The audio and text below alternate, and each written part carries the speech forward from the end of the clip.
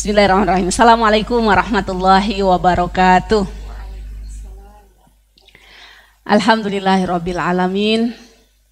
Allahumma shalli ala sayyidina Muhammad wa ala alihi wa ashabihi wa barik wa sallim. Walhamdulillahirabbil alamin.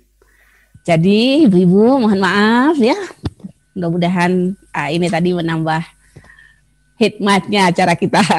Kita berhusnuzon kepada Allah. Jadi tadi kalau kita membaca Quran surat Al-Qari'ah ini terasa betul ibu-ibu dari pilihan kata yang dipakai oleh Allah, kata-kata yang singkat, yang tegas, yang lugas, yang tadi memberikan gambaran yang utuh sekali kepada kita mampu membayangkan, mulai kita bangun Bu nanti ya dari kuburan.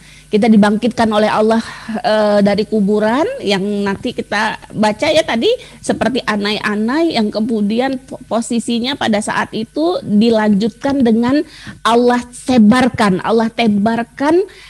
suhuf, catatan-catatan amal perbuatan kita. Nah ininya tidak disebutkan Bu, tapi langsung kemudian posisinya saat kita berada di depan mizannya Allah.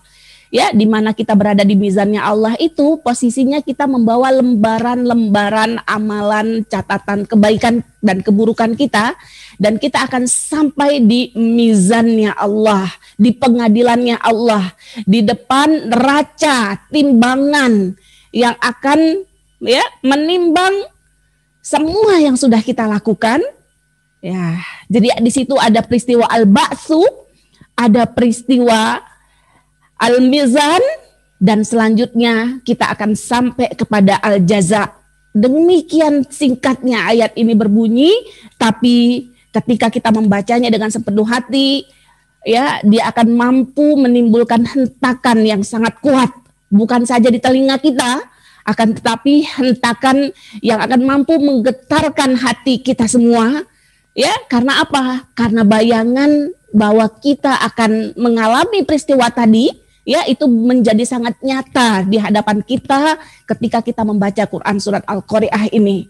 Saya berdoa kepada Allah ya, dalam kondisi kita mungkin lemah, dalam kondisi kita mungkin terlalaikan dengan dunia ini, tidak kuat motivasi untuk beramal, ya apabila kita ingin memunculkan kembali semangat energi kita untuk kepada Allah, kita baca Quran surat ini dengan penuh penghayatan, dengan penuh pemaknaan. Ya, saya yakin ya, dan kita berdoa tentu saja dengan landasan doa kita kepada Allah, surat ini akan mampu membangkitkan kita kembali, ibu-ibu yang dirahmati Allah.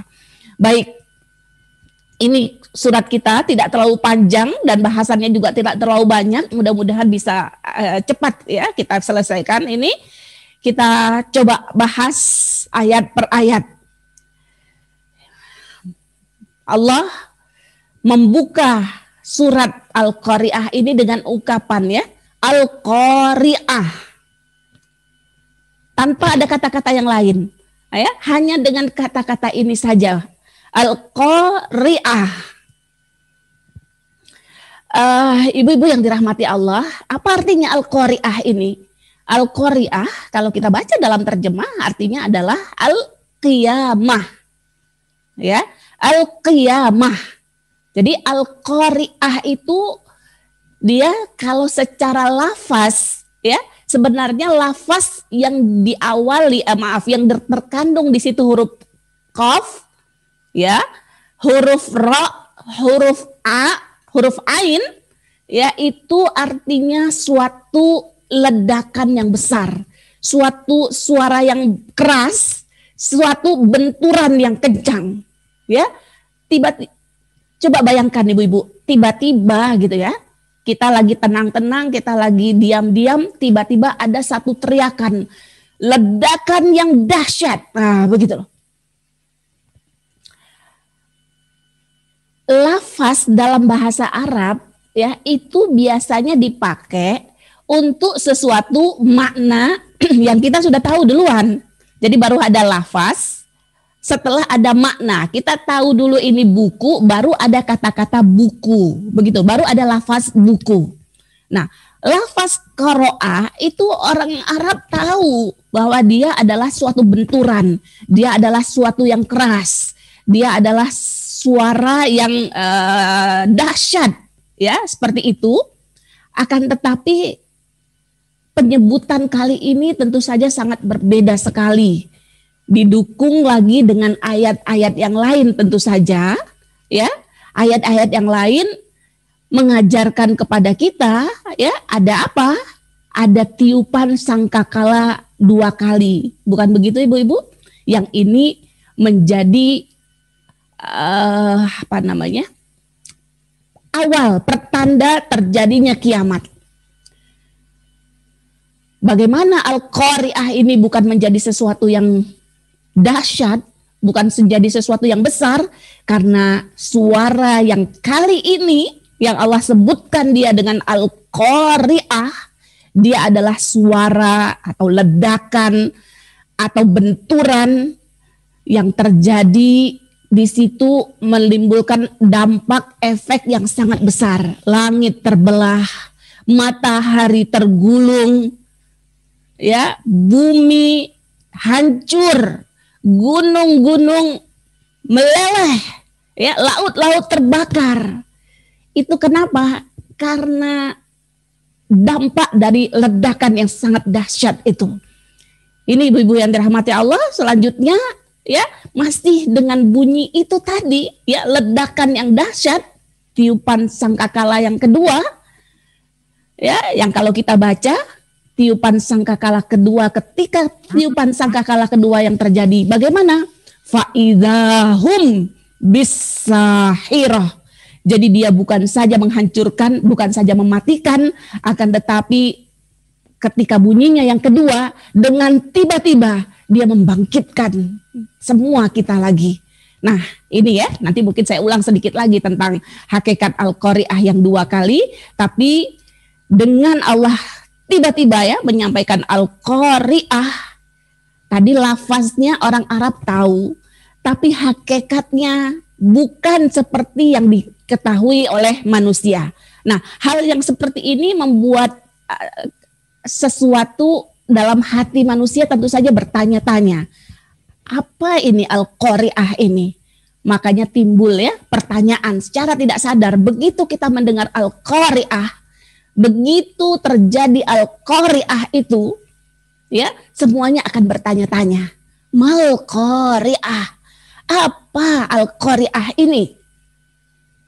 Karena dia tadi saya katakan lafaznya kita tahu, lafaznya orang Arab tahu, tapi hakikatnya tidak ada yang tahu. Jadi dia seperti sesuatu yang mubham, sesuatu yang tidak dikenal, ya, yang secara spontan menimbulkan pertanyaan yang sangat dalam di dalam hati kita. Ya, Ibu, saya minta tadi ya, kalau kondisi kita sedang lemah-lemah, kondisi kita sedang males-males, kejutkan hati kita dengan Al-Qari'ah ini. Insya Allah ketika kita membaca, memohon pertolongan dengan Allah, ya, efek keras dari Al-Qari'ah ini mampu kita rasakan. Ya, itu baru Qari'ah yang pertama. Apalagi kalau kita lanjutkan, ya, kita ikuti Mal Qari'ah. Apa Qari'ah ini? Nah, ketika ada pertanyaan 2 kali diulang, ya, berarti memang ini sesuatu yang kita tidak tahu, sesuatu yang memang kita bertanya-tanya, kita ingin tahu lebih dalam. Siapa yang bisa memberi jawaban? Tentunya hanya Allah saja yang bisa memberi jawaban. Ya, makanya Allah katakan, wa ma adraka mal qari'ah. Apa yang kalian ketahui dengan Al-Qari'ah ini? Tidak tahu. Ya, kita tidak mengetahui hakikat detail dari Al-Qari'ah ini, ya, kalau bukan Allah lah yang mengabarkan kepada kita. Ibu-ibu yang dirahmati Allah, ya, saya balik lagi, yang jelas kita tahu dan dalam ayat-ayat yang lain bahwa Al-Qari'ah yang pertama, ya, Al-Qari'ah yang pertama atau tiupan sangkakala yang pertama, ya, dia menyebabkan semua yang ada di muka bumi ini, ya, hancur, binasa, lebur, berubah. Seperti itu ya. Kemudian Al-Qari'ah yang kedua, saya mengajak ya, atau nafkhah atau tiupan sangkakala yang kedua. Nah, ini ada yang mengartikan Al-Qari'ah yang kedua ini maksudnya tiupan sangkakala yang kedua, tapi ada juga yang mengatakan tidak. Pengulangan ini menunjukkan tentang kiamat itu secara keseluruhan. Jadi tidak dibagi Qari'ah pertama, tiupan sangkakala pertama, Qari'ah kedua, tiupan sangkakala kedua. Ada yang mengartikan begitu, ada yang tidak. Ya, yang jelas Al-Qari'ah itu adalah Al-Qiyamah. Ya, Al-Qiyamah itu ditandai dengan apa? Al-Qiyamah itu yang pertama ditandai dengan hancurnya semua yang ada di muka bumi ini. Ya, nanti kita akan baca detail. Kita akan bertemu ya dengan Quran surat Al-Insyiqaq, Quran surat At-Takwir, Quran surat Al-Infitar. Ini yang ada hadisnya dari Rasulullah. Kalau kamu mau mengetahui tentang hakikat yaumul kiamah, bahkan Rasul mengatakan kalian mau melihat ya fenomena yaumul kiamah dengan mata, maka bacalah 3 surat ini. Insya Allah kita nanti akan pelajari ya. Baik Ibu, itu fenomena yaumul kiamah ditandai dengan fenomena hancurnya semua yang ada di muka bumi ini ya. Dan penamaan yaumul kiamah ini sangat banyak dalam Al-Quran, dalam hal hadis ya. Ada, saya mendengar ada sampai yang mengumpulkan nama yaumul kiamah itu 82 Bu. Tapi saya belum ketemu 82-nya ini. Nah, kalau dalam istilah bahasa Arab, sesuatu yang namanya banyak itu menunjukkan bahwa sesuatu itu punya hal besar, punya kandungan ya makna lah ya, yang masing-masing nama itu menjadi ciri atau menjelaskan kepada kita tentang hakikat apa yang diberi nama itu. Kita membaca dalam juz 30, juz 29 ada Al-Haqqah ya, mirip seperti ini. 3 kali juga diulang Al-Haqqah, Mal-Haqqah, wa ma adraka mal haqqah. Apalagi yang lain? Ada faiza ja'atit tammatul kubra. Ada lagi apa? As-sakhah. Nah, nama-nama ini semua ibu-ibu yang dirahmati Allah mengajarkan kepada kita tentang hakikat yaumul kiamah. Ya, saat ini kita membahas Al-Qari'ah. Al-Qari'ah tadi ya, suatu benturan, suatu ledakan, suatu suara yang maha dahsyat yang menghancurkan semuanya. Tapi dia bukan saja menghancurkan ya, tapi mudah-mudahan peristiwa hancurnya ini kita tidak mengalaminya, karena ini hanya dialami oleh orang yang paling jelek ya, dari manusia yang paling jelek. Sebelum terjadi kiamat ini, Allah akan kirimkan angin yang lembut dari Yaman yang dia akan mematikan semua orang yang di dalam hatinya masih ada sebesar zarah keimanan. Ya, mudah-mudahan kita tidak sampai bertemu, tapi kalau kita tidak bertemu bukan artinya pembahasan itu tidak penting buat kita. Ya, jadi pembahasan tentang hancurnya alam ini semua menjadi sangat penting buat kita supaya apa? Supaya kita tidak mendahulukan dunia dari akhirat.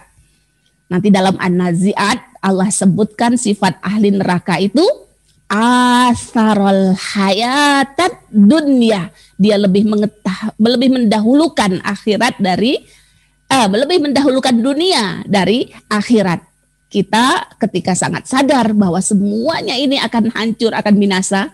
Kalaupun tidak hancur, tidak binasa, kita duluan yang akan hancur, kita duluan yang akan binasa. Ini mengajarkan kita seharusnya memang lebih mendahulukan akhirat kita. Ibu-ibu yang dirahmati Allah, ini Al-Qari'ah, dan yang termasuk dengan Al-Qari'ah, saya menulis Quran surat Yasin Bu ya, 2 fenomena Al-Qari'ah yang sesuai nanti dengan Quran surat Al-Qari'ah ini ya, atau nafkhah. Ma yanzuruna illa sayhatan wahidatan ta'khuzuhum wa hum yakhissimun fala yastati'una tawsiyatan wala ila ahlihim yarji'un. Alhamdulillah, saya senang melihat banyak mulut ibu-ibu yang bergerak ya, nyambung nih bacaan Quran surat Yasin.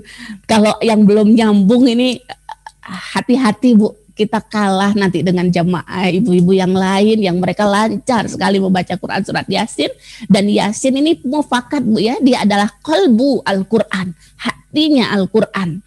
Ya, banyak hadis-hadis yang doif tentang Yasin, tapi yang sahih juga banyak. Jadi jangan kita ini doif, ini enggak sahih hadisnya.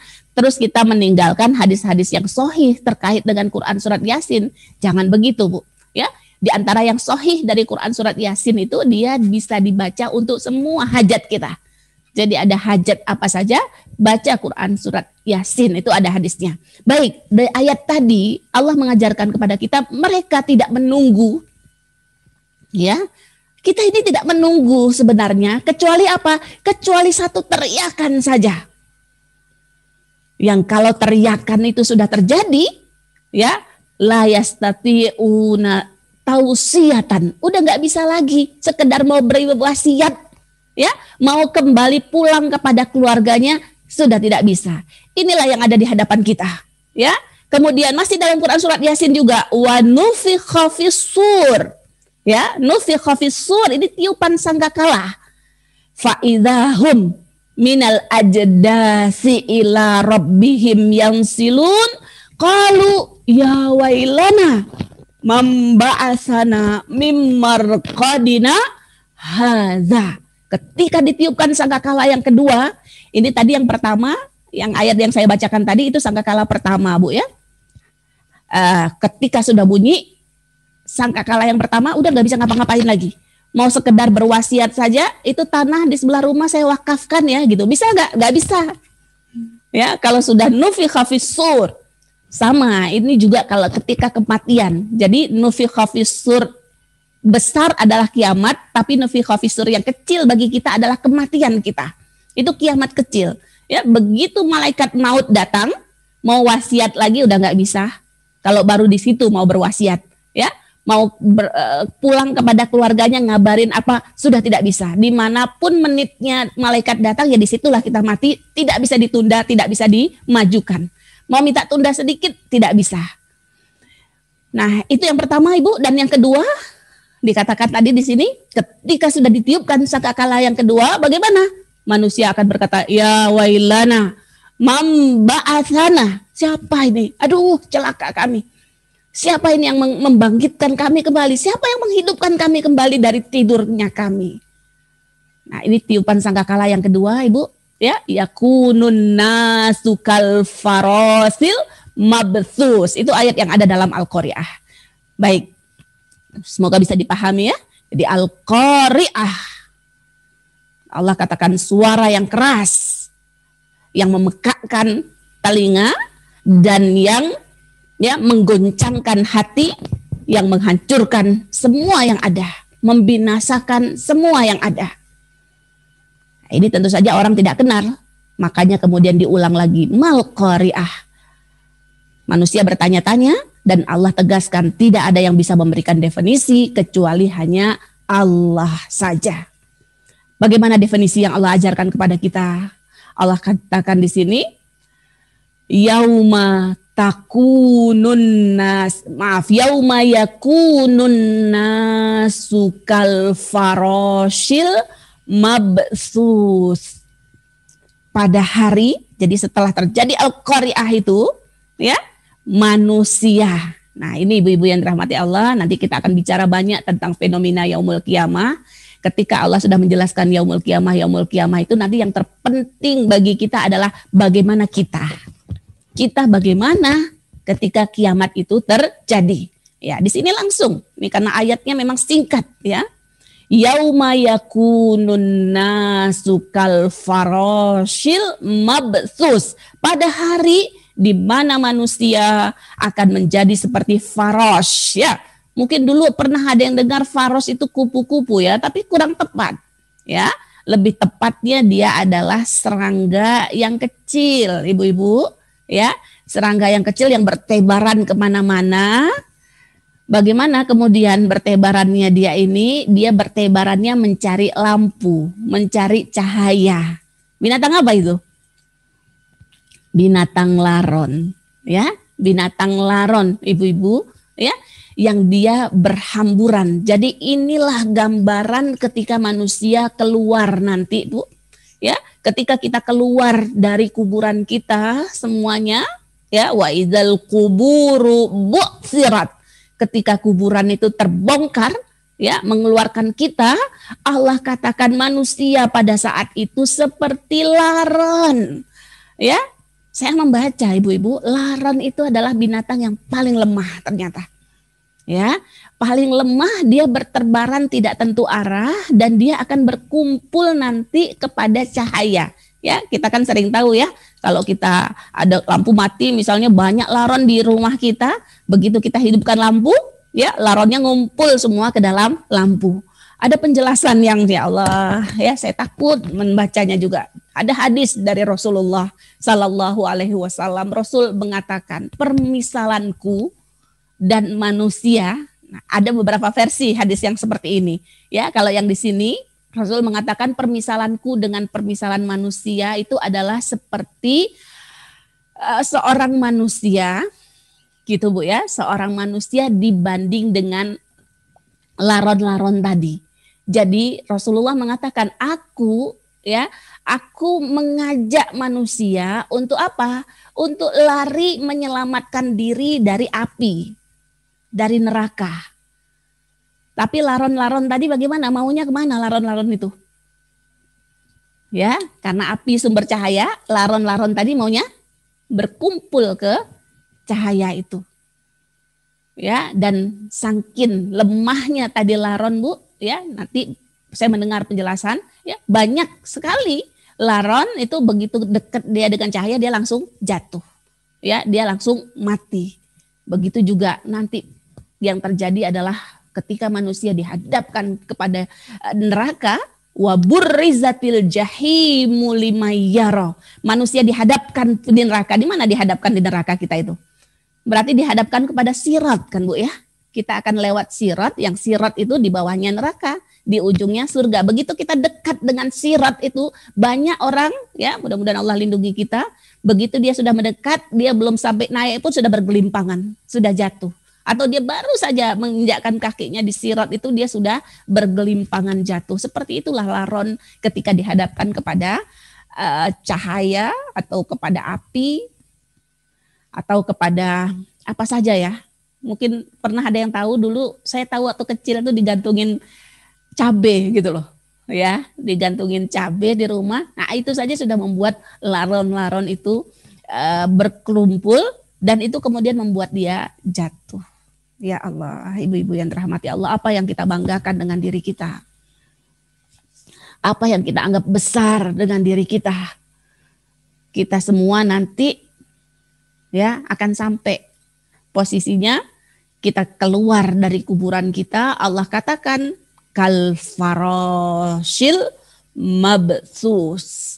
Semua kita, ya tentu saja nanti kecuali orang-orang yang dirahmati oleh Allah, kecuali orang-orang yang diberi keamanan oleh Allah, kecuali orang-orang yang banyak ya versi Allah menyelamatkan orang. Ada nanti hadis, ada orang yang diam-diam diculik sama Allah. Wah, diculik sama Allah, apa maksudnya? Diculik sama Allah itu langsung diciduk, dimasukkan ke dalam surga, ada itu. Jadi dia tidak mengalami huru hara. Atau gambaran yang lain, wahum mim faza'i yauma idzin aminun. Ada ya Allah katakan orang pada saat kacau balau di yaumul kiamah itu dia merasa aminun, dia merasa tenang. Ya. La yakhafuna yaumata laim. Ada juga yang mengatakan gitu ya, dia tidak akan takut pada hari itu, hari yang penuh dengan malapetaka. Ya, mudah-mudahan kita masuk di situ ibu-ibu, tapi ayat ini tentu saja harus ya kita letakkan di mata kita betul-betul ya, bayangan ini harus kita letakkan di mata kita betul-betul bagaimana nanti ya kondisi kita ketika sudah terjadi al-qari'ah ya, tidak lama berselang setelah itu yakunun nas kal faroshil mabsus. Manusia akan jadi seperti laron-laron tadi yang dia berterbangan tidak menentu ya, tidak berhamburan kemana-mana. Ada ayat yang lain juga mengatakan dia apa ya ayatnya, yakhrujuna minal ajdasi ka'annahum jaradun muntashar. Nah, ini Quran surat Al-Qabar. Sama juga Bu, kita seperti jarad. Jarad itu belalang. Allah menggambarkan kepada kita pada saat itu semuanya orang matanya tertunduk, ya, dia takut sekali, dia malu sekali, yakhrujuna minal ajdas, dia keluar ya dengan jasadnya dari kuburannya. Ka'annahum, pada saat itu Allah katakan mereka seperti belalang-belalang yang bertebaran. Nah, ibu-ibu yang dirahmati Allah, tadi saya sudah sampaikan, ketika manusia sudah keluar dengan bertebaran, tidak lama kemudian juga Allah akan menebarkan suhuf. Ya, apa itu suhuf? Atau ada lagi yang membahasakan sijilat. Sijilat itu catatan-catatan amal kebaikan yang di situ ada manusia menerima dengan tangan kanannya. Fa amma man utiya biyaminihi. Orang yang menerima dengan tangan kanan, dia akan melihat, mengatakan, fayaqulu ha umuqra'u kitabiyah. Ini dia gembira sekali ketika membaca. Ya, tetapi ada juga yang menerima dengan tangan kiri atau dari belakang punggungnya. Ya, kenapa dia menerimanya dari belakang begini? Karena tangannya terikat, Bu. Karena tangannya terbelenggu. Jadi dia menerimanya juga dari belakang. Jadi tadi itu ya, ketika kita berhamburan, catatan-catatan Allah juga akan dihamburkan ya. Di situ manusia akan kaget sekali. Berkata, apa ini? Buku apa ini? Yang tidak melewatkan sekecil apapun dari yang kita lakukan, semua tercatat dengan rapi. Kemudian setelah itu kita akan membawa catatan kita masing-masing kemana? Ke mizannya Allah, ketimbangannya Allah. Apa yang ditimbang? Nanti ayat yang selanjutnya ya. Apa yang ditimbang nanti kita lihat. Ini Ibu, yauma yakunun nasu kal farashil mabsus wa takunul jibalu kal ihnil manfus. Dan gunung Allah katakan akan menjadi seperti ihan. Ihan itu apa?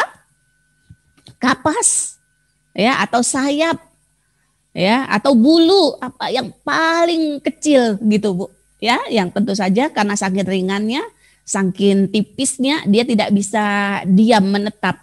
Kenapa? Karena dia akan bergoyang ke sana ke sini ditiup oleh angin. Ya, coba bayangkan Bu, kita berada di tengah alam, kita berada di luar rumah kita layangkan pandangan kita ke alam. Apa yang nampak yang paling besar Bu? Pastinya gunung kan? Ya, dimanapun belahan, di pojok manapun, di sebelah manapun akan nampak oleh kita makhluk yang paling besar itu adalah gunung. Gitu kan? Nah, makanya banyak sekali Allah ketika menceritakan tentang binasanya alam, Allah menceritakan gunungnya hancur. Kalau gunungnya sudah hancur, bagaimana lagi dengan yang lain?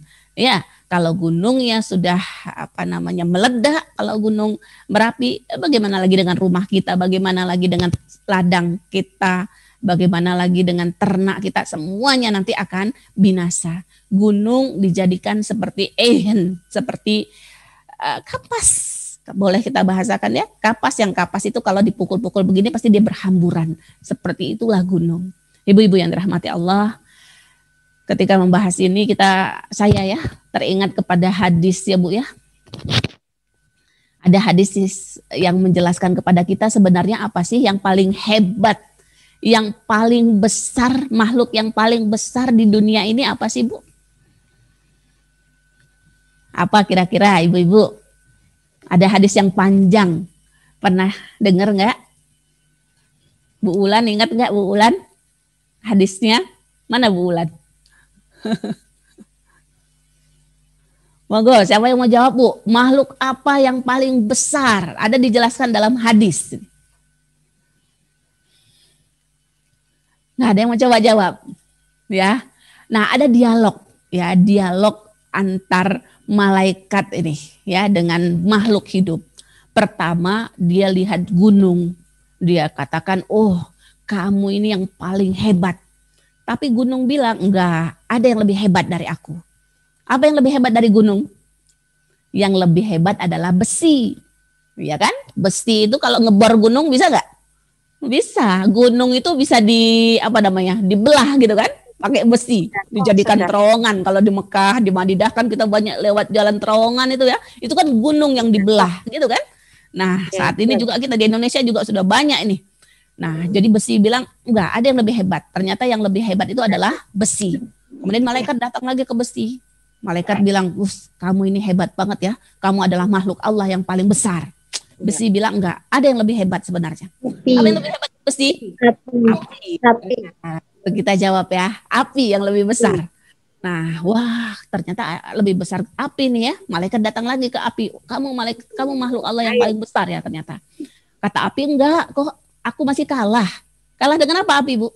Air. Kalah dengan air. Lebih hebat air lagi daripada aku. Ya, dengan air api bisa mati.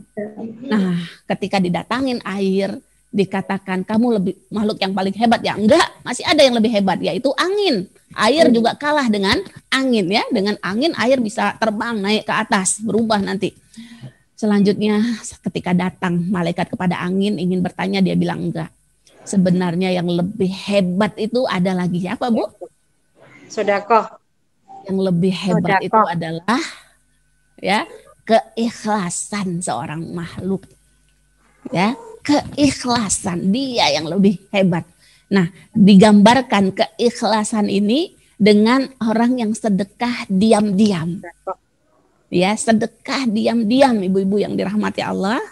Ya, kalau dalam hadis yang lain mungkin tangan kanannya keluar, tangan kirinya tidak tahu, gitu ya.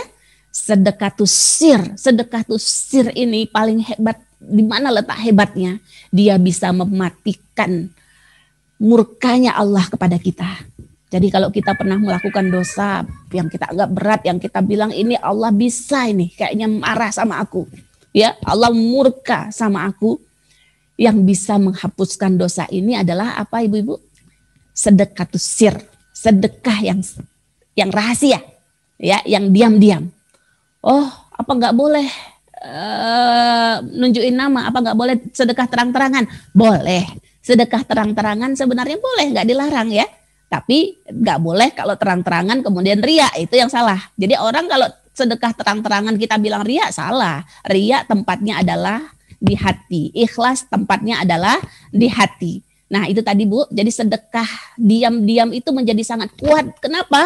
Dia bisa meredam murkanya Allah. Inilah sangat kekuatannya ya. Dia sampai seperti apa? Sampai seperti air yang bisa memadamkan api.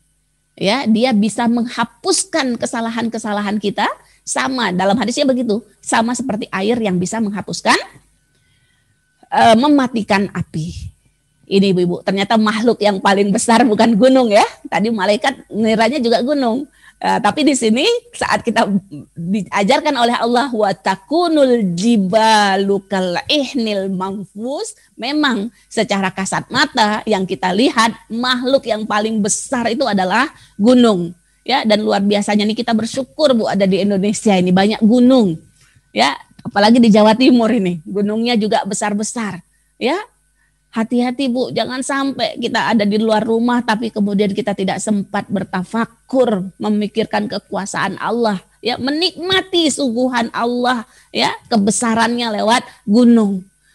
Ya, saya juga ya Allah, kalau pas lihat gunung itu ya Allah, rasanya sudahlah, apa yang ada dalam diri kita, apa yang kemudian yang membuat kita malas, membuat kita tidak yakin, ya, membuat kita tidak percaya bahwa Allah Maha Besar. Tapi ketika Al-Qari'ah sudah terjadi, gunung-gunung itu jadi seperti kapas yang berterbangan. Ya, kenapa kok bisa begitu? Karena dia sudah hancur sehancur-hancurnya, lebur selebur-leburnya, sehingga dia bisa menjadi debu. Ya, begitu tentu saja. Ini kan seperti sayap itu perumpamaan saja. Ya, tapi maksudnya apa? Ya debu yang dia berterbangan, tidak ada kekuatan sedikit pun. Kenapa? Karena gunungnya sudah hancur lebur. Ibu-ibu yang dirahmati Allah. Ini dampak dari Al-Qari'ah. Sudah? Dan Allah menggambarkan Al-Qari'ah atau Al-Qiyamah di sini cukup dengan dua saja, dengan manusia dan dengan gunung yang dipakai makhluk yang udah paling besar. Ya, kenapa? Karena ini memang versi singkat ketika Allah menjelaskan yaumul qiyamah. Kita lanjutkan. Sudah sampai tadi, Bu. Jadi kita sudah keluar dari kuburan kita, ya, bisa membayangkan ya? Keluar dari kuburan jadi apa? Jadi laron tadi. Ya, jadi belalang. Sudah? Dan pada saat itu disebarkan ya. Allah mendebar, Allah menyebar ya as-suhuf, catatan-catatan amal. Disitulah kita akan dapat, Bu, kita akan mengambil catatan kita masing-masing, dan demi Allah tidak akan tertukar ya, catatan kita semua masing-masing tidak akan tertukar ya. Kemudian kita bawa, kita ini semua kita pegang, pergi kemana kita setelah membawa catatan amalan kita semua ya, kita semua akan berjalan menuju mizannya Allah ya, kepada pengadilannya Allah ya. Ada ayat ya, pada hari itu ditegakkanlah ya, dalam Quran surah Ar-Rahman itu ya, pada saat itu ditegakkanlah pengadilan, ditegakkanlah timbangan keadilan itu. Apa yang ditimbang? Yang ditimbang adalah amalan kita. Fa'amma man thaqulat mawazinuh fahuwa fi 'isyatir radiyah wa amma man khaffat mawazinuh fa ummuhu hawiyah. Ada dua, orang yang thaqulat dan orang yang khaffat ya, berat atau ringan. Yang mana ini yang berat, yang mana ini yang diringan ya? Yang ditimbang adalah ibu-ibu yang dirahmati Allah ya. Kalau yang berat, amal kebaikannya lebih berat. Maksudnya begitu ya, dari kesalahannya. Khaffat yang ringan, siapa yang ringan? Yang ringan itu adalah kebaikannya gitu loh. Ya, kebaikannya lebih ringan dari dosa, maksiat, kelalaiannya dalam kehidupan ini. Nah, ibu-ibu yang dirahmati Allah, ini 2 ayat ini ya, 4 ayat ini, kemudian muara kita yang terakhir. Dari mizan, kemudian kita sampai nanti kepada al-jaza. Dan ayat ini, kalau kita baca dengan penuh penghayatan, itulah yang di hadapan kita, Bu. Apa coba kita bayangkan, apa nanti yang kita bawa saat kita berjalan kepada mizannya Allah, saat kita berada di depan timbangan Allah ya. Coba ingat ya, pasti saat itu kita akan sangat menyesal sekali, Bu ya. Dalam ayat dikatakan menyesal sekali. Menyesal dari apa? Menyesal dari kesalahan dan menyesal dari kebaikan kita yang cuman sedikit. Jadi orang yang sudah melakukan kebaikan pun akan sangat menyesal ketika dihadapkan kepada timbangan. Kenapa? Ya, kenapa sangat sedikit sekali? Ini banyak dalil-dalil ya yang mengajarkan kepada kita bahwa memang ternyata amal yang kita lakukan ini kalau ditimbang ada yang berat, ada yang ringan. Berarti apa, ibu-ibu? Berarti amal kita punya bobot, kan gitu. Yang ditimbang itu kan sesuatu yang punya berat gitu kan, yang punya bobot.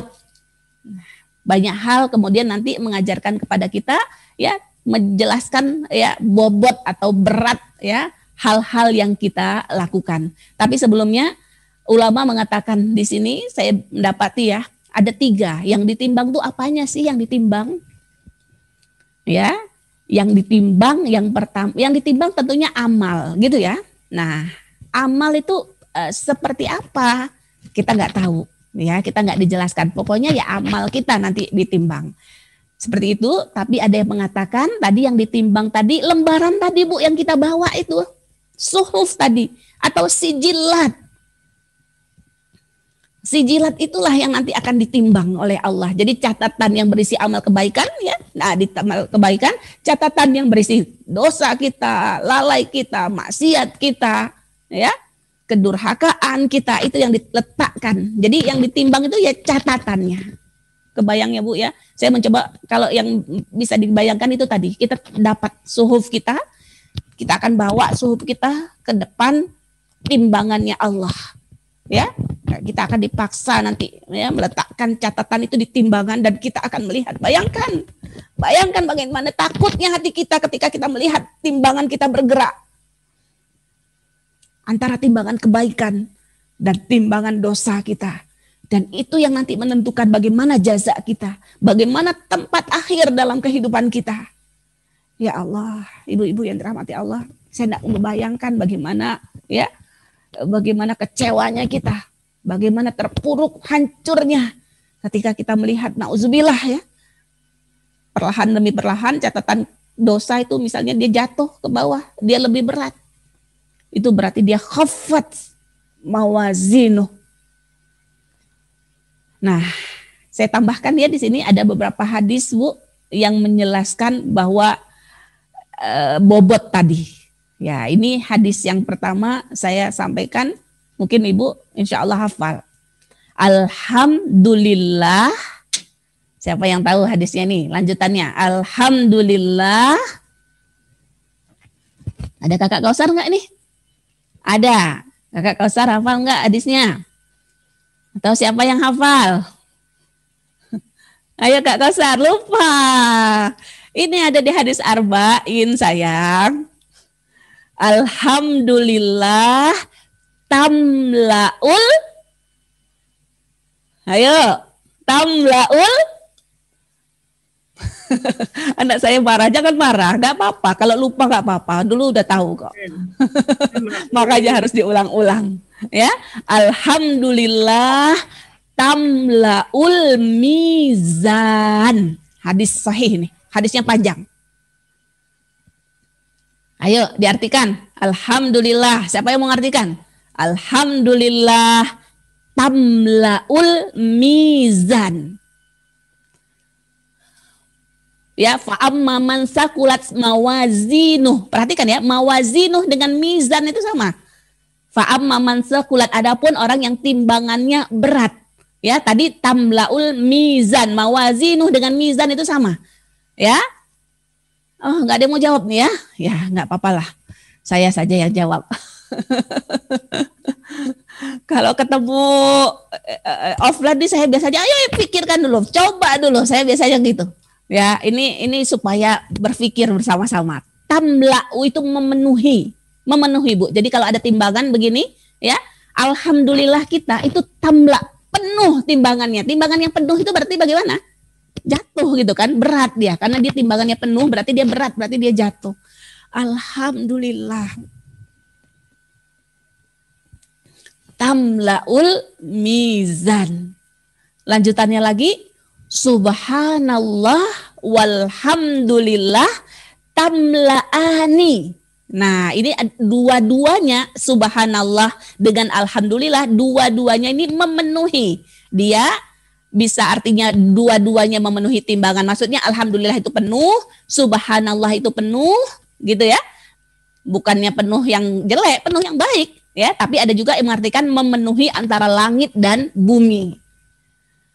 Wah, ada yang nggak dalam hatinya, kok gampang banget Ustazah, berat timbangannya berat gitu loh. Saya ada yang bertanya ini ya, mungkin ikut hadir di sini juga nih. Tadi pagi ada yang ngechat saya, bertanya, Ustazah saya ditanya, ya, katanya istighfar kita bisa mengampunkan gitu kan semua dosa. Benar? Benar. Istighfar itu kan taubat. Kalau kita bertaubat semua dosa bisa diampunkan. Syirik bisa kalau dia taubat itu. Gitu ya. Syirik itu kan tidak diampuni ketika dia mati belum taubat, gitu loh. Tapi kalau dia taubat juga bisa diampunin. Kok gampang banget agama ini? Ada yang mengatakan begitu ternyata. Kok enak banget, dosanya udah banyak, ya. Tapi kok mudah sekali. Nah, ini kan sama dengan ini juga. Satu kali alhamdulillah timbangan amal kebaikannya penuh, berat. Kok enak banget di agama ini? Oke deh, enak gitu ya. Coba sekarang saya katakan, iya, memang agama ini enak. Memang agama ini mudah, ya. Bahkan Allah mengatakan hancurnya umat-umat sebelum kita itu. Kenapa sih umat-umat dulu ya dihancurkan Allah? Karena mereka suka mempersulit dalam agama. Begitu, hadisnya begitu. Jadi tidak adalah orang yang kepengennya agama ini sulit, ya mohon maaf Bu, karena banyak juga ada ibu-ibu yang pengajian alirannya itu maunya kalau apa-apa itu haram gitu loh. Kalau belajar apa itu haram, oh ini keren gitu loh. Ya, kalau apa-apa itu haram. Nah, ini pembicaraan kita pernah bicara seperti ini ya dengan beberapa ustadz begitu ya. Nah, tapi justru sebenarnya ya yang tepat itu bukan begitu. Ya dia haram kalau dia memang haram. Tapi Rasul kan dikatakan tidaklah Rasul dihadapkan kepada dua pilihan, ya kecuali Rasul pasti memilih yang lebih ringan. Ya, selagi itu tidak dosa. Jadi agama ini mudah, akan tetapi jangan salah, ya. Jangan salah, dia mudah tentu saja bagi siapa? Bagi yang diberi hidayah.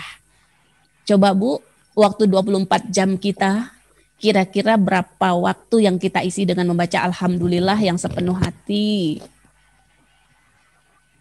Banyakan ngisi Alhamdulillah sepenuh hati atau banyakan menghayalnya, banyakan mikirin apanya, banyakan sibuknya, gitu loh, ya.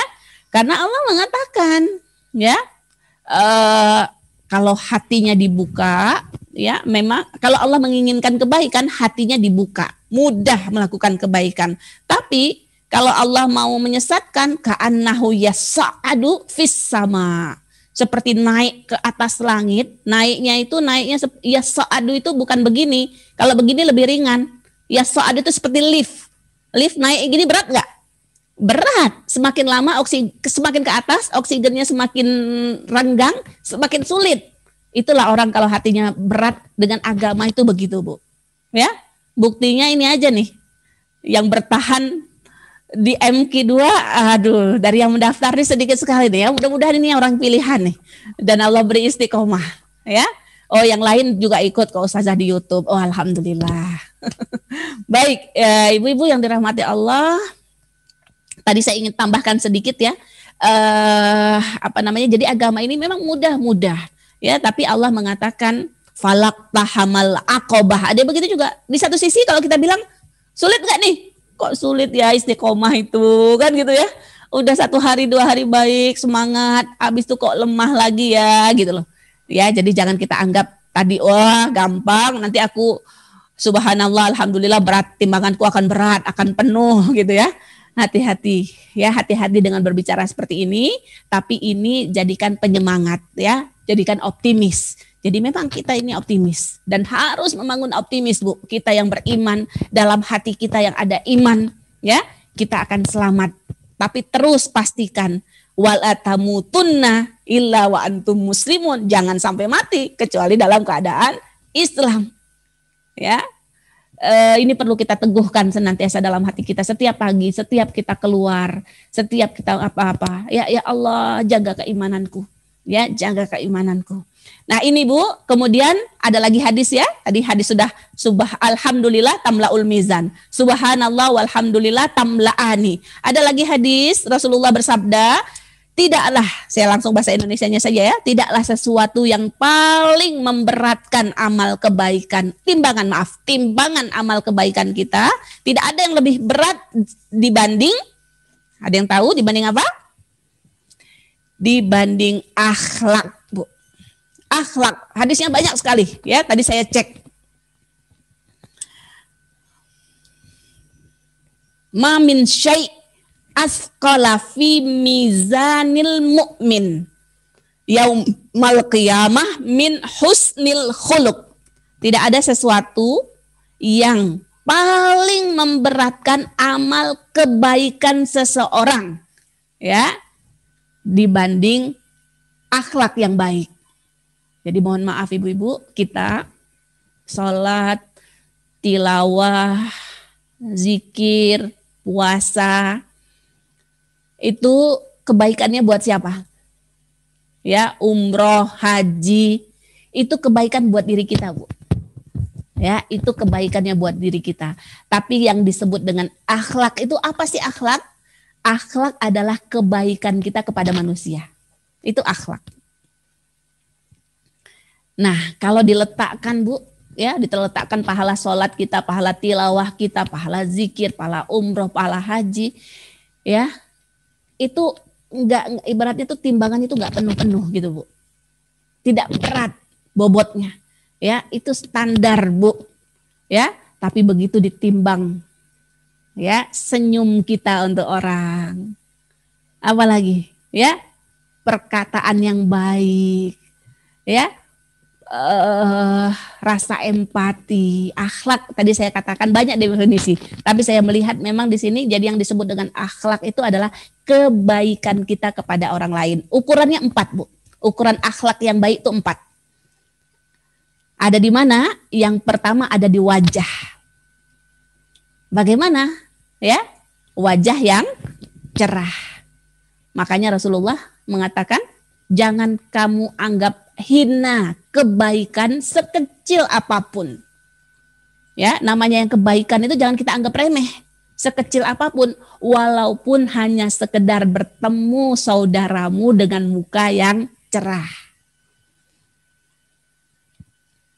Dan ini justru Masya Allah, karena ini termasuk dalam akhlak, kita harus ingat inilah insya Allah yang akan ya punya bobot berat yang berpeluang untuk memberatkan timbangan kebaikanku. Siap ibu-ibu? Ya, siap. Kan nggak harus ini ya, nggak harus ikut pelatihan senyum dulu kan? Saya dengar di Jepang itu ya, di Jepang saking orang udah sibuknya, saking orang nggak terbiasa senyum, mereka harus ikut pelatihan Bu untuk bisa senyum itu. Dan senyumnya harus bagaimana nih? Ada siapa itu? Ada Mbak Dian ada ya? Senyum hanya harus simetris. 2 cm kanan, 2 cm kiri. Kalau senyumnya nggak simetris nanti orang mikir dia lagi apa, dia lagi bingung nih dia gitu ya. Senyum Bu. Ya, karena senyum itu adalah memasukkan kebahagiaan di hati orang lain. Dan beruntungnya kita Bu, kalau kita senyum sama orang, ini kita akan melahirkan kebaikan beruntun, gitu ya. Saya pernah baca ini ya. Mungkin ada yang lebih bisa membuktikan, kalau saya cuma baca saja. Kalau kita senyum kepada satu orang, nanti orang yang kita senyumin ini dia akan senyum lagi kepada orang yang ketiga. Seperti itu ya. Nanti orang yang ketiga juga dia akan senyum kepada yang lain. Akhirnya kita akan mendatangkan kebahagiaan yang beruntun. Gitu ya. Jangan malas-malas senyum. Jangan malas-malas bertemu dengan orang. Ya, itu kebaikan besar. Jadi akhlak yang pertama, ukuran akhlak di wajah. Ya, wajah yang cerah ketika bertemu dengan orang. Kemudian ukuran yang kedua adalah di lisan, ibu-ibu yang dirahmati Allah. Ya, ukuran akhlak itu ada di lisan. Bagaimana? Tentu saja, ya, lisan yang berisi dengan ya kata-kata yang menggembirakan. Itu juga masuk dia idkhalus surur, memasukkan kebahagiaan di hati saudaranya. Ya. Jadi kata-katanya dia itu membuat orang lain adem, membuat orang lain bahagia, membuat orang lain semangat. Jangan sebaliknya. Gara-gara kita ngomong, orang jadi susah gitu ya. Orang jadi jadi bingung gitu gara-gara dia omongan. Orang jadi sempit hatinya. Ya, ibu-ibu yang dirahmati Allah, mari berlatih. Ternyata ini yang kemudian bisa memberatkan amal, ya timbangan amal kita, ya lisan, ya bicara. Dan saya ketika belajar ini Bu ya, nanti yang paling berhak kita baikin itu siapa? Jangan lupa. Ya, saya nyesel deh kalau ngomong kayak gini kalau sudah nggak ada ibu ya. Yang paling berhak kita baiki itu adalah ya tentu saja ibu kita, keluarga kita. Ada orang Bu, ada orang ini jangan-jangan kita kalau sama temannya hangat sekali, bicara ngobrol 1 jam 2 jam, ya tertawa-tawa senang, tapi giliran sampai di rumah, jadi keras semuanya, ya anaknya dikerasin, suaminya dikerasin, apa sih, anaknya bercanda sedikit, apa sih, langsung begitu ya. Ini hati-hati nih, dia bisa ramah, dia bisa santai, dia bisa baik kepada orang lain. Padahal yang paling berhak ya, ini juga nanti ingetin bapak-bapak juga Bu, ya bapak-bapak juga mungkin tertawa sama temannya gampang ya, ngomong yang baik gampang, begitu di rumah pelit gitu loh, nggak mau bicara, nggak mau ketawa. Saya menarik sekali dulu pernah dengar seorang penjelasan seorang ustadz ya, seorang ustadz pernah cerita, dia bilang istri saya bilang, ya, bukanlah seorang laki-laki yang kuat itu, ya, yang dia bisa ceramah tentang kasih sayang, tentang cinta, tentang rahmat, tapi mulutnya ini keluh, ya, ngomong I love you sama istrinya, gitu ya, ngomong memuji anaknya. Nah, dia keluh mulutnya kalau di rumah tuh, kaku, nggak bisa ngomong cinta, nggak bisa ngomong sayang, ya. Emang harus diobral, Ustazah? Harus diobral. Cinta kasih sayang itu harus diobral. Saya kok manggil anak saya cinta kasih sayang gitu, Bu. Ya diobral. Kok diobral sih? Enggak ada, diobral saja masih kurang. Anaknya masih gak puas saja. Ya, hati-hati ya. Saya baca nih dalam tarbiyah, ya, jangan khawatir overdosis untuk cinta, ya, kasih sayang. Nah, ini lisan, Bu. Ya, ini lisan. Dan tolong suami kita ditolong, Bu, untuk memuji, terutama kalau ada anak perempuan. Saya anak perempuannya 4 ya. Saya biasanya kalau Kakak Kausar tuh ngirim foto sama saya gitu, ya, saya ingetin suami saya, udah dipuji belum anaknya gitu loh. Anaknya suka dandan ngirim foto gitu ya. Nah, anak perempuan tuh pengen dipuji, ya. Ya, memang haknya, ya. Ini kita jangan pelit dengan lisan kita, dan disitulah akhlak. Maaf nih agak kepanjangan ya. Yang ketiga di mana? Yang ketiga di tangan. Ukuran akhlak yang baik itu di tangan. Maksudnya bagaimana? Tangan yang baik itu adalah tangan yang ringan. Ringan apa? Ringan menolong, ringan memberi, ya. Ringan dia, ya, bekerja, tidak berat seperti itu, ya. Saya baca ulama mengatakan lebih kepada memberinya. Tapi memberi itu juga bukan memberi sesuatu saja ya. Memberi pertolongan itu juga memberi. Ini akhlak kita, Bu. Dan satu lagi, akhlak yang baik itu ada di kita menahan kejelekan kita. Jadi kita menahan kejelekan dari orang lain. Ya, menahan kejelekan ini bisa kejelekan di wajah. Kita mau muka masam nih, sebenarnya lagi bingung banget nih, nggak bisa senyum gitu loh. Tapi kalau orang kita merengutin, kasihan orang kan, ya kenapa aku gitu loh. Kok dia merengutin gitu loh. Nah, jadi kita tahan. Walaupun kita lagi nggak senang kalau ketemu orang, ya udah, ya kita harus senyum dulu gitu loh. Jadi kita menahan, ya, kejelekan kita dari orang lain. Nah, ini 4 akhlak itu, ibu-ibu yang dirahmati Allah. Ingat, kita akan sampai nih nanti ke dalam mizan, ya, dalam timbangan Allah, dan akan ditimbang. Allah katakan, fa amma man sakulat mawazinu, orang yang timbangannya berat, fahuwa fi aisyatir radiyah, maka dia akan berada di dalam kehidupan yang ridho. Ini ada yang menarik dari kata-kata radiyah, ya, kehidupan yang penuh ridho. Sebenarnya yang ridho itu kehidupan ridho sama kita atau kita yang ridho sama kehidupan? Sebenarnya kita, ya, yang ridho sama kehidupan gitu loh, Bu. Maksudnya ridho itu kita senang di hidup kita senang nih lihat anak-anak, ya, ngelihat suami, lihat anak mertua, ya. Kemudian lihat ini kita senang. Itu kehidupan yang ridho tuh kita yang meridhoi kehidupan kita. Sebenarnya begitu. Ya. Bukan sebaliknya, kehidupan yang meridhoi kita. Kalau isyatir radiyah itu kehidupan, ya, yang dia ridho sama kita. Ini menjelaskan apa, Bu? Menjelaskan bahwa itu, ya, saya udah pernah singgung ya, makhluk-makhluk Allah itu, ibu-ibu yang dirahmati Allah, memang dia tidak punya akal begitu ya, seperti kita manusia. Akan tetapi, ya, untuk batas keperluan mereka, ya, terkait dengan Allah kasih mereka Bu, pemahaman. Allah kasih mereka, bahkan bukan saja pemahaman, Allah kasih mereka emosi, Bu, awatif, perasaan gitu loh. Fama bakat alaikumul ard, ada ayat begitu, bumi ini menangis, begitu loh.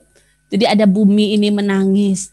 Lagi kalau yang paling kita ngerti kan, semuanya bertasbih kepada Allah. Berarti mereka punya hal, ya, yang membuat mereka kenal dengan Allah, Dan mereka juga, bumi ini juga dia ridho, Bu, kepada siapa? Kepada orang-orang yang ya baik sama Allah.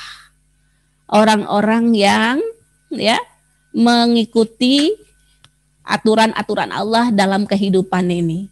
Ini juga dijelaskan dalam Quran surat Al-Fatihah, Bu. Ketika membicarakan tentang orang yang diberi nikmat, Allah katakan siratal ladzina an'amta. Ya, jalan yang engkau beri nikmat. Ketika kita dapat nikmat, yang kasih itu cuma Allah saja. Sudah? Ghairil maghdubi alaihim. Tapi ketika Allah mengatakan bukan jalan orang-orang yang dia dimurkai, ya, ketika berbicara tentang murka itu Allah bentuknya bukan sendiri. Maksudnya bagaimana? Kalau Allah murka, ya, alam ini ikut murka sama kita, gitu loh.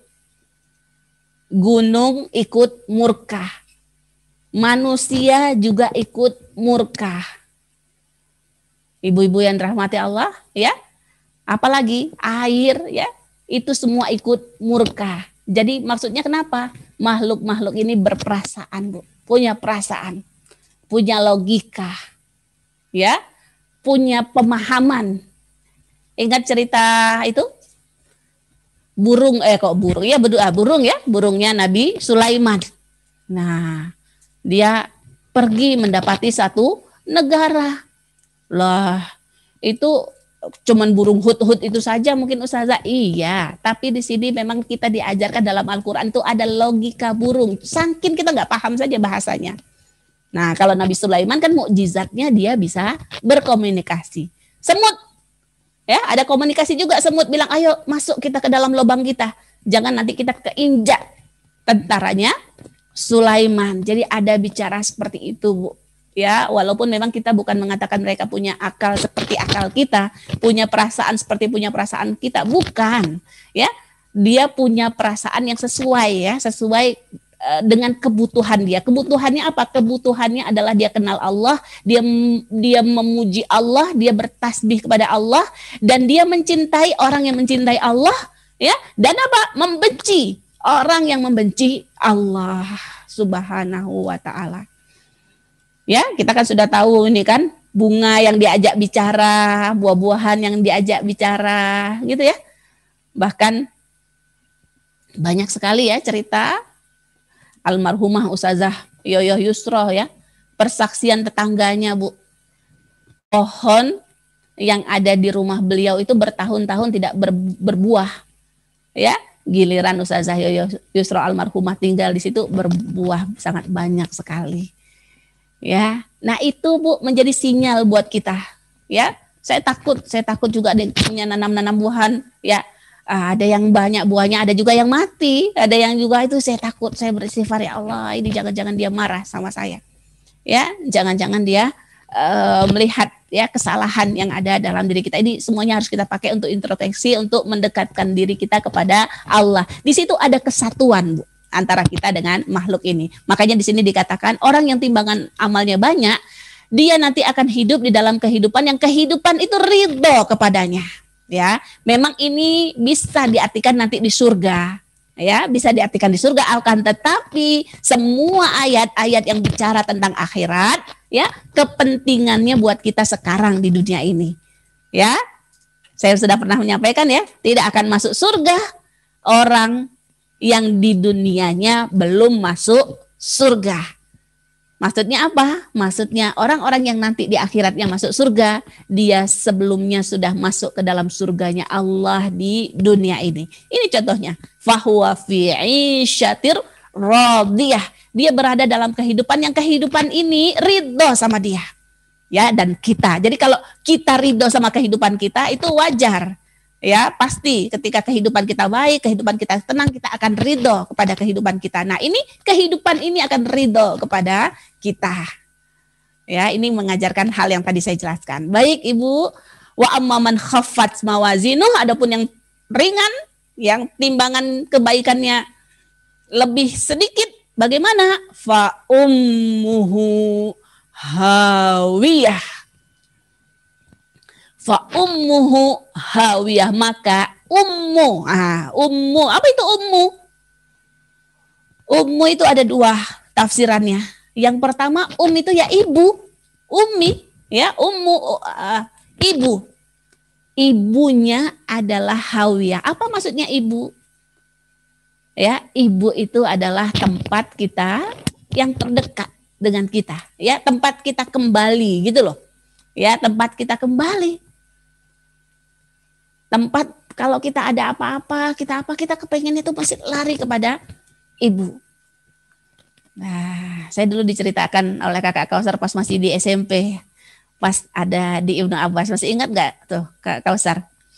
Dalam salah satu training, ya, seorang pembicara bertanya, kalau lagi ada masalah, apa yang kamu lakukan? Biasanya nanti anaknya lupa, uminya ingat nih. Ya, kata kakak Kausar, teman-teman jawab, kalau ada masalah, sholat tahajud. Lain Bu, ini anak pondok ini. Ngomong itu ya, sholat tahajud, baca Al-Quran gitu loh. Tapi waktu itu, Kausar jawab apa Kausar, ingat gak?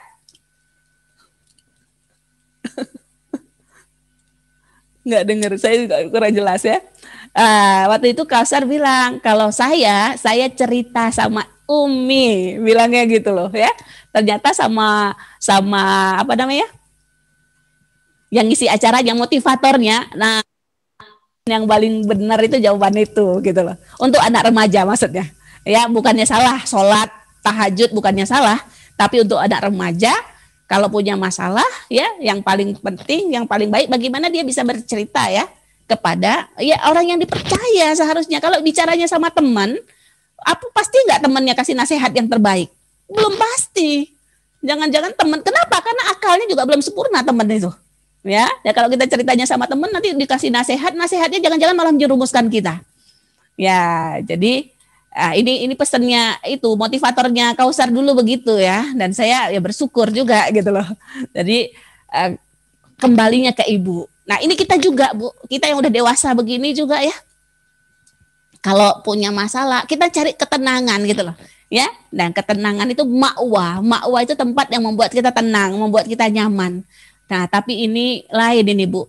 Ma'wahnya itu tempat dia kembalinya dia, na'udzubillah ya, karena dia khaffat mawazinu, timbangan amalnya ringan, dia tempat kembalinya nanti adalah hawiyah. Jadi ummu itu tempat kembali, tapi tempat kembalinya di sini ya bukan ibunya, tetapi hawiyah. Jadi ibunya itu adalah hawiyah, begitu loh. Ya. Ada lagi nanti yang merhatikan itu di sini, Bu. Ini ya, apa namanya itu?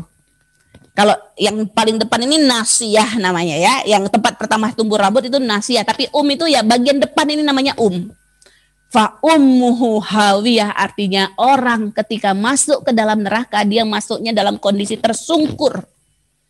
Mukanya duluan yang jatuh. Bahkan ada ayat diseret Bu ya. Orang kalau diseret itu ya dalam keadaan tersungkur ya, terus diseret berarti mukanya akan ada di bawah. Itu kehinaan yaumul kiamah. Fa ummuhu hawiyah. Jadi bisa artinya ibu, tempat kembalinya adalah neraka.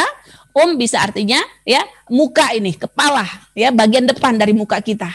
Ya, fa ummuhu hawiyah, orang ketika masuk ke dalam neraka dia masuknya dalam kondisi tersungkur, mukanya terjerembab. Masuk ke dalam neraka. Jadi yang pertama masuk itu mukanya dulu gitu loh. Nauzubillah min zalik. Fa ummuhu hawiyah wa ma adraka ma hiya. Tahu enggak kamu apa itu? Ya, apa dia? Nah, mahiyah ini sebenarnya kata ganti dari hawiyah tadi. Ya, beda ketika pertama Allah katakan al-qari'ah mal qari'ah. Qari'ahnya diulang. Bukan diganti dengan mahiyah. Hiya itu kata ganti. Ya. Kalau tadi fa ummuhu hawiyah, hawiyah itu kata gantinya hiya. Sehingga di sini wama adraka ma hiya. Hawiyahnya enggak diulang oleh Allah. Ya, tahu enggak kamu apa dia? Apa dia? Dia itu hawiyah tadi. Tahu apa enggak? nggak diulang sama Allah. Kenapa Allah nggak suka? Ya, sebenarnya Allah nggak suka ya menteror perasaan kita tuh, Allah nggak suka gitu loh. Ya, kalau memang tidak perlu. Tapi kalau dalam kondisi-kondisi yang perlu, seperti tadi al-qari'ah, mal-qari'ah, ya Allah ingin menghentamkan hati kita. Kalau yang perlu diulang oleh Allah. Ya, kiamat itu kondisi seperti itu diulang sama Allah. Kenapa? Karena Allah ingin betul-betul ya terjadi hentaman juga ya dalam telinga kita dan dalam hati kita. Ini ibu-ibu yang rahmati Allah. Apa itu hawiyah? Narun hamiyah. Api yang hamiyah. Apa itu hamiyah? Api yang panas. Loh, emang ada api yang dingin? Nah, gitu kan? Kalau dikatakan hawiyah itu adalah api yang panas, berarti seolah-olah ada api yang dingin. Bagaimana ini penjelasannya?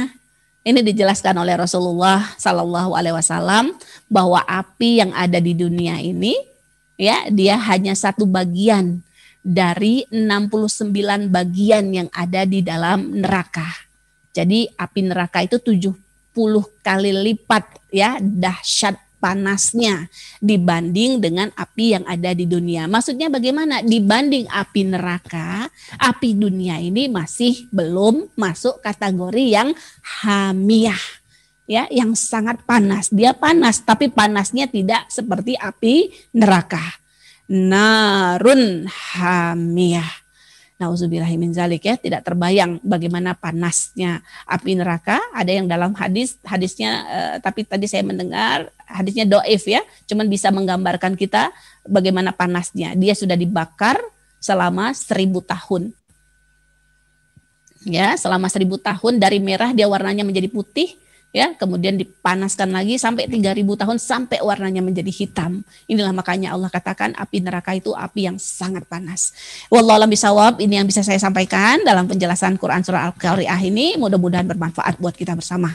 Ustazah mau tanya, ada satu bahan yang belum. Pertanyaan ya, kita membahas pertanyaan dari Mbak Rosa.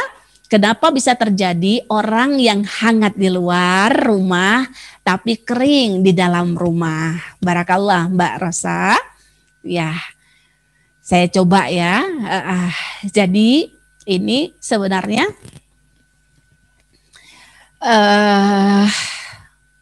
apa namanya ya? Ada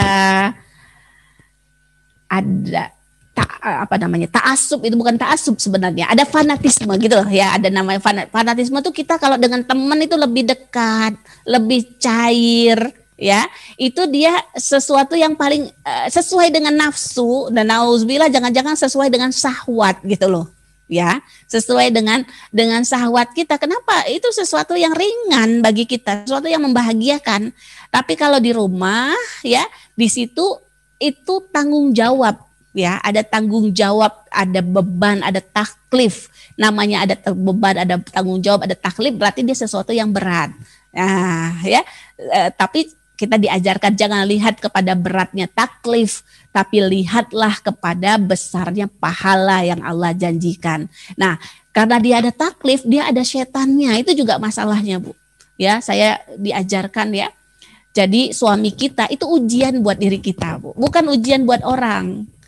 Ya, ibu kita, anak kita itu ujian buat kita. Mungkin kalau sama orang, anak kita dibilang, anak kamu baik gitu kok, nah, gitu ya, lembut gitu kok anaknya. Kok kita bilang ya Allah, kita itu ngeluh dengan anak kita.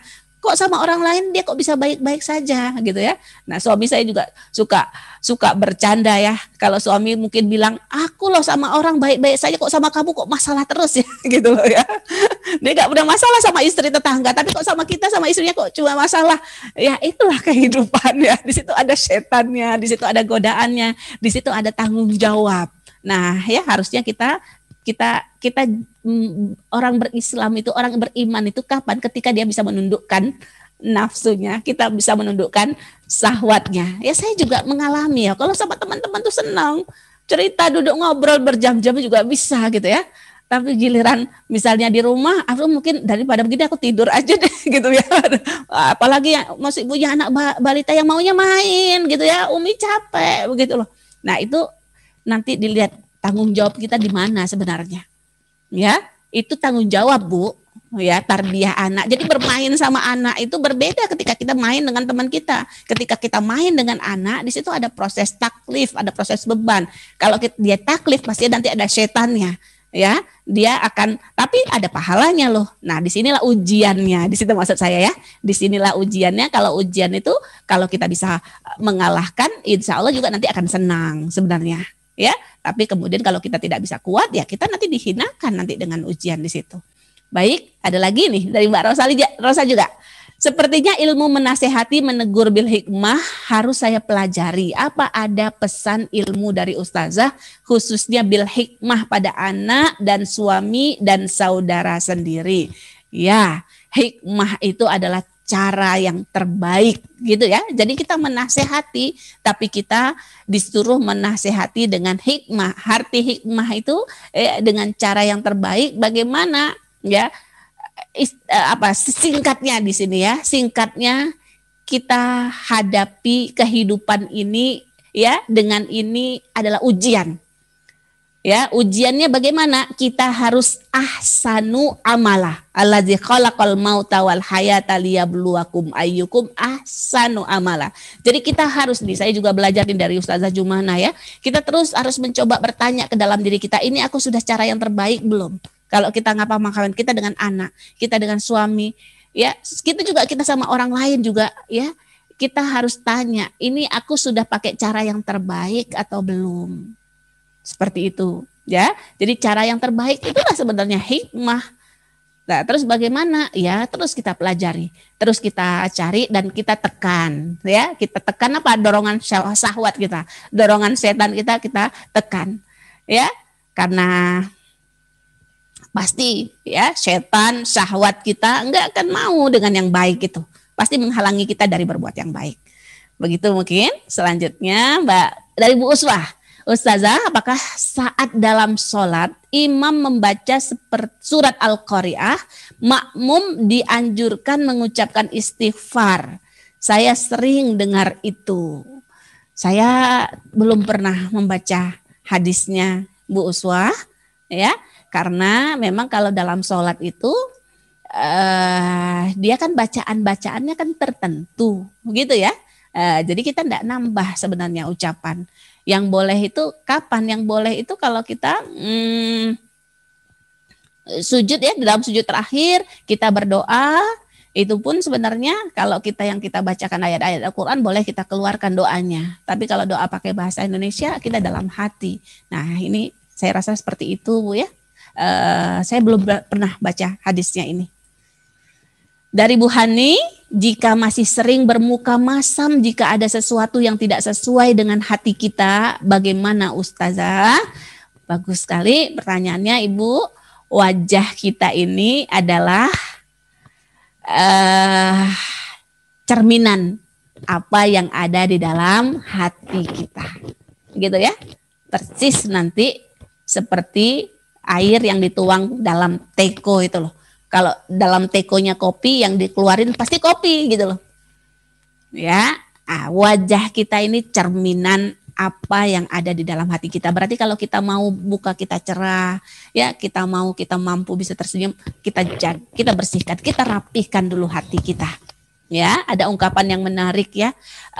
Dia mengatakan begini, sungguh aneh manusia mengatur semua kondisinya lah dia atur, rumahnya dia atur gitu kan, tapi dia tidak mengatur apa yang ada dalam hatinya. Itu salah ya. Jadi kita atur, kita jaga, kita kontrol betul apa yang ada dalam hati kita ya. Banyak hal yang kita tidak senang, tapi kemudian ketika kita kontrol, ya Allah ini dari Allah ya Allah ini ujian buat aku ya Allah ini aku sedang dinilai. Nah kalau hati kita bisa menerima gitu, insya Allah pancaran yang dari mukanya juga akan baik. Dan cahaya di muka ini juga, kalau ini ada hadis ya, cahaya di muka itu buah dari amal soleh Bu.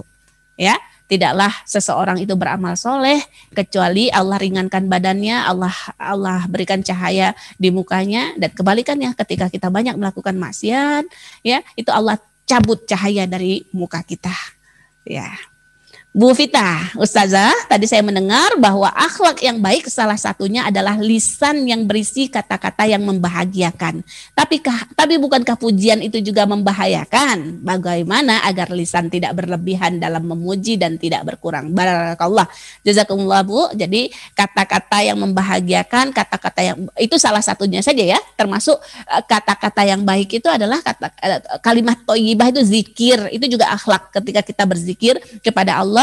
Kemudian kata-kata yang baik itu juga adalah memberi nasihat kepada orang lain, ya, memberi nasihat, mengajak orang lain berbuat baik. Nah, itu kata-kata ya, akhlak dari lisan kita. Nah, salah satunya tadi ya, membahagiakan, karena memang akhlak itu menyenangkan orang lain.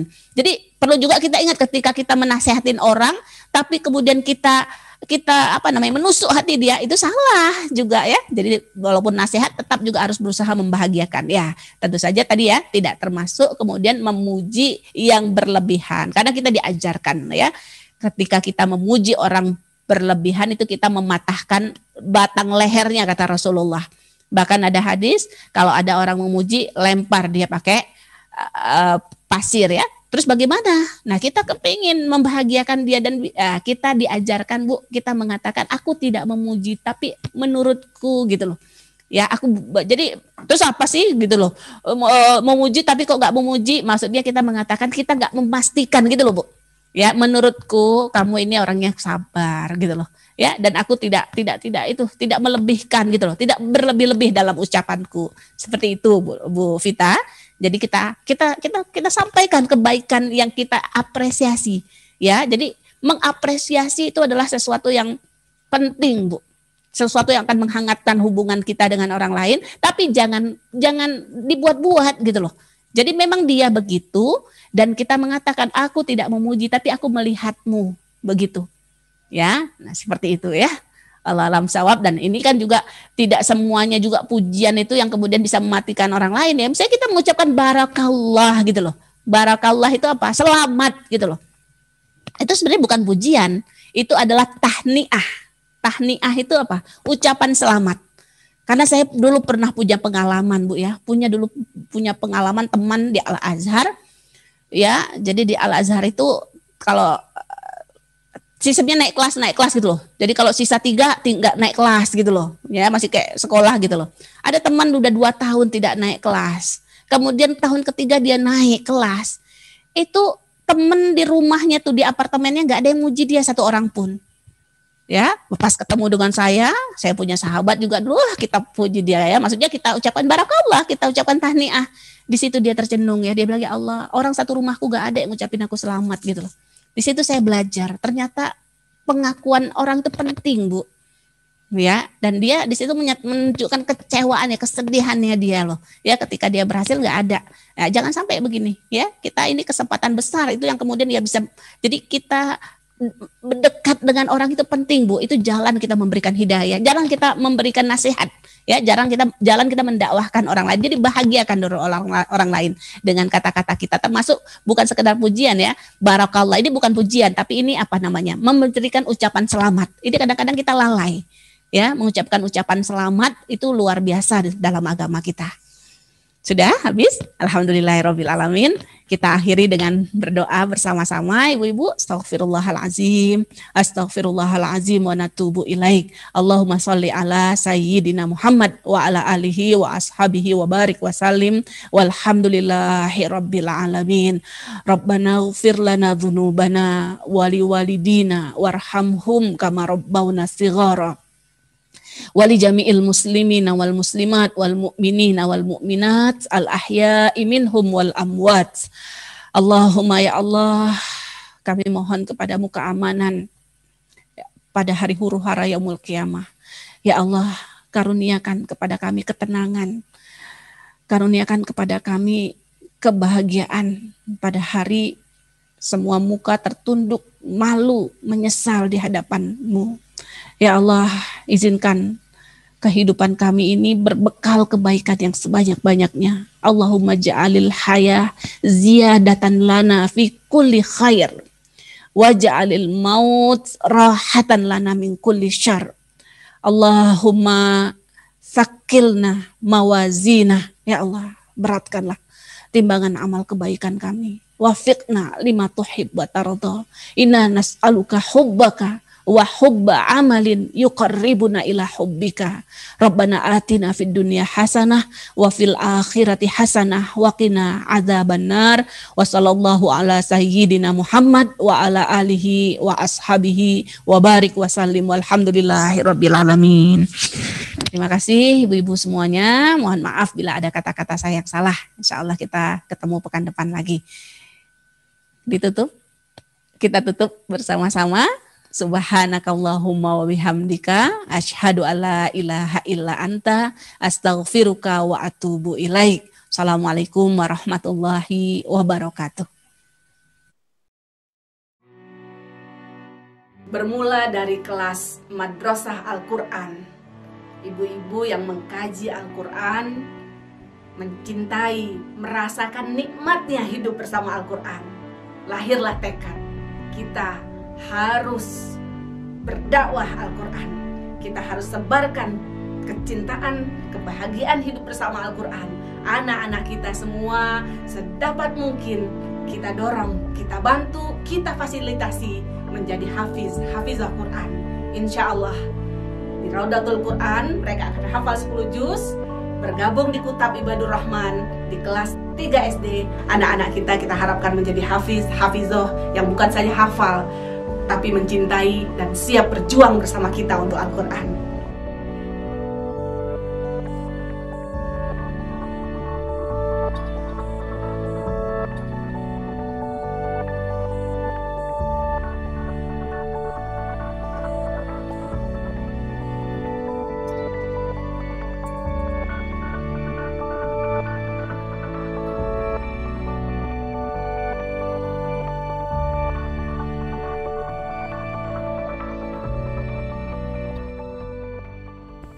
Menyempurnakan doa para orang tua yang melantunkan harapan kepada Allah Subhanahu wa taala. Rabbana hablana min azwajina wa dzurriyyatina qurrata a'yun waj'alna lil muttaqina imama. Ya Allah, karuniakanlah kepada kami pasangan-pasangan hidup kami, keturunan kami penyejuk hati, serta jadikanlah kami pemimpin bagi orang-orang yang bertakwa.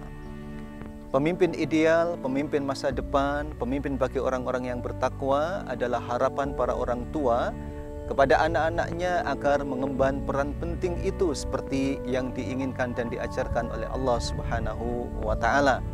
Guna melengkapinya, Yayasan Ihyaul Quran Indonesia mengajak kaum muslimin dan muslimah, mengajak para ibu dan bapak untuk membangun fasilitas yang terbaik guna menyiapkan masa depan yang cerah bagi generasi muda kita melalui wakaf yang kita kembangkan. Ada wakaf produktif, ada wakaf yang kita gunakan untuk membangun fasilitas terbaik itu berupa gedung, serta ada wakaf manfaat, wakaf profesi, dan sebagainya. Harapannya sarana ini adalah milik kita bersama, perjuangan kita bersama, amal jariah kita bersama, dan kita berinvestasi pemimpin bagi orang yang bertakwa yang akan membangun kejayaan umat ini di masa yang akan datang.